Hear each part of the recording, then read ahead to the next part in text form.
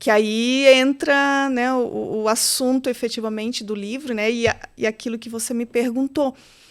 Porque durante todo esse período de 2017 até 2022, como eu falei, eu estudei muito, fiz algumas especializações para entender a mente humana e poder ajudar as pessoas. Então, todo esse caminho que a gente faz lá desde a infância, que nos leva aos transtornos emocionais, de maneira teórica eu tinha aprendido, mas eu não tinha associado ao que estava acontecendo comigo. Não tinha enxergado isso em si Não mesmo. tinha enxergado em mim. E aí, quando começou esse processo de Deus na minha vida, tudo aquilo que eu aprendi, eu entendi que aquilo tudo era para mim. Na verdade, tudo aquilo que eu aprendi antes de ensinar para os outros, na verdade, é algo que eu precisava resolver dentro de mim, né?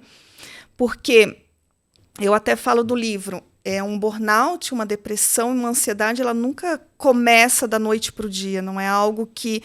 Por isso que eu digo que não é algo que começou em 2022, não é algo que começou em 2017, isso começou lá na minha infância. Porque aí eu conto todo esse processo no livro, mas eu não tive a presença do meu pai, né? Eu fui criada pela minha avó até os 6 anos, 6, 7 anos, e depois eu fui morar com a minha mãe, né?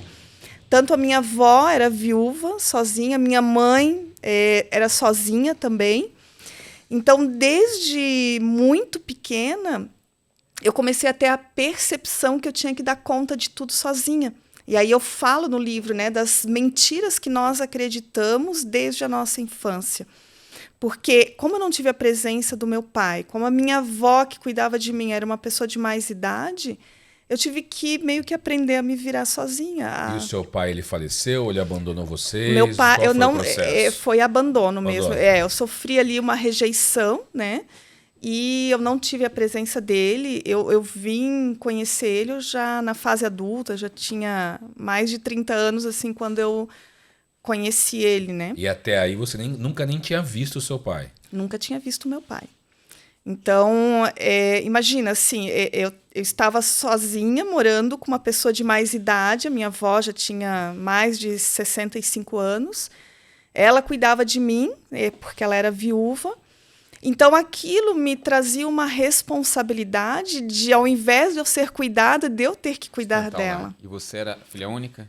Eu era filha única. Filha única. Então, até os 7 anos de idade ali, eu já fazia muita coisa em casa, né? Então eu já tinha responsabilidades que uma criança daquela idade não teria, né? Por quê? Porque isso eu tive que amadurecer antes do tempo em função do meu histórico, né? Então, várias coisas que eu falo que são as mentiras que nós acreditamos, eu fui internalizando aquilo. E aí eu explico no livro, né, de que nós sempre vamos lidar com as nossas dores de infância de uma maneira diferente. E que aquilo que nos aconteceu, a nossa história de vida, ela não é algo que ficou lá atrás. Ela faz parte de quem nós somos. Sim, sim. Então, as características que nós vamos adquirindo, a nossa personalidade, a maneira como nós vamos reagir à vida, a maneira como nós vamos lidar com a vida, vai ser tudo construído lá na nossa infância. Né? Então, até os 7 anos de idade é a fase mais importante da nossa vida. Por quê? Porque ali é que nós construímos as nossas crenças, a nossa personalidade, a maneira como a gente vai enxergar as coisas, né? Então, tudo isso foi construído ali naquela minha primeira infância. Eu tinha muito forte dentro de mim e de forma inconsciente, que era algo que eu não tinha clareza disso, que eu precisava dar conta de tudo, que eu precisava fazer tudo, que eu precisava agradar as pessoas. Eu tinha muita dificuldade de dizer não.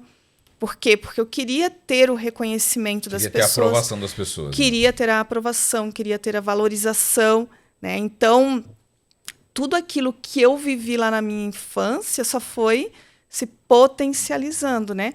A mesma criança que lá atrás queria tirar notas boas para poder receber a aprovação, o amor, a atenção, para ser valorizada, é a mesma pessoa que aqui na fase adulta queria fazer tudo no ministério, queria dar conta de tudo em casa, queria fazer tudo para quê? Para receber a aprovação, para receber a valorização. E isso é muito forte dentro de nós, né? Isso é a nossa alma gritando, na verdade, gritando por amor, porque o ser humano ele tem a necessidade emocional muito forte, né? Do amor, da proteção, da valorização. É algo que a gente nasce com essa necessidade. Então, quando isso não está bem ajustado, quando a gente sofre esses danos lá na infância, a gente vai passar a vida adulta, muitas vezes, uma vida inteira, né, se a gente não perceber isso, no ponto cego, querendo fazer muitas coisas para agradar as pessoas, para ter o amor, para ter a valorização. Eu tenho que cuidar para não me estender demais não, aqui, para não. Aí vocês podem me interromper, tá? Fique à vontade. Então eu vejo que toda essa questão da sobrecarga, e aí entra, né, a espiritualidade emocionalmente saudável, que ela vai muito além, muito mais profundo do que, por exemplo, a inteligência emocional, né? Porque a inteligência emocional vai nos ensinar a como reagir com as pessoas, a como lidar com os nossos pensamentos, a ter bons comportamentos, né? Mas quando eu falo de espiritualidade emocionalmente saudável, eu estou falando de coisas mais profundas que estão no nosso interior e que nos motivam a nos comportar de tal maneira, né? Então, quando uma pessoa ela chega ali num processo de esgotamento, como eu sofri, ou quando uma pessoa ela desenvolve algum tipo de transtorno emocional, é lógico que a gente precisa olhar para isso, né? É lógico que isso precisa ser cuidado e tratado, mas com certeza vai ter algo muito mais profundo que precisa ser visto, que precisa ser olhado, né? E normalmente a resposta para isso vai estar lá na infância.